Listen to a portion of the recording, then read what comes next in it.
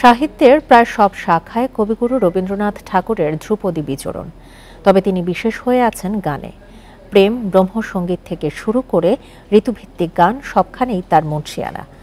বৈশাখের দুঃসহ খরতাপ, দহনবেলার পাশাপাশি তিনি শুদ্ধতা চেয়েছেন প্রলয়রূপী বৈশাখী ঝড়ে।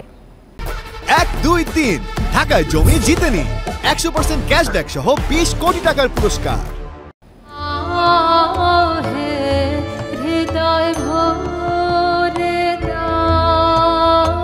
প্রকৃতির সঙ্গে কবিগুরুর ছিল প্রাণের যোগ। তার গানেও গভীর সেই সম্পর্ক। তাতে 6 ঋতুর পালাবদল থেকে শুরু করে ফুটে উঠেছে বাংলার অন্তর্লীন সৌন্দর্য।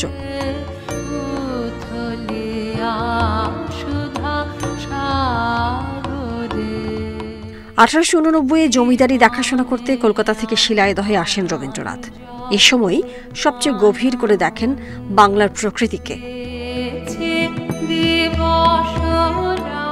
তার বৈশাখের গানে দুঃসহ খরতাপ, দহন বেলার কথা যেমন আছে, তেমনি আছে এর আস্বাদনও।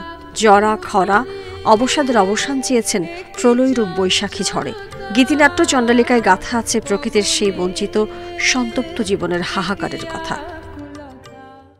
চোখে আমার তৃষ্ণা, ওগো তৃষ্ণা আমার বক্ষ জুড়ে।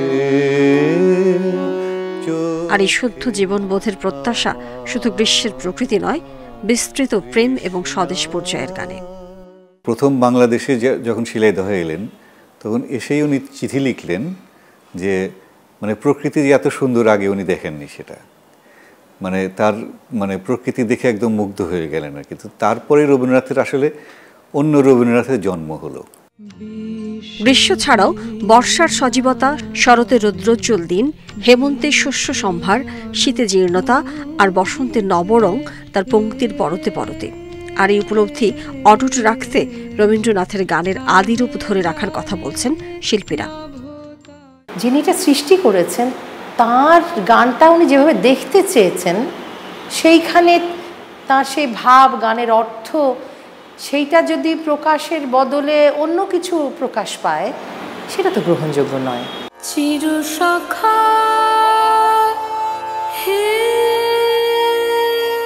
সাহিত্যের সব শাখায় সদর্প বিচরণ থাকলেও সাধারণের কাছে আজও বিশ্বকবি বিশেষ হয়ে আছেন তার অনবদ্য গানে।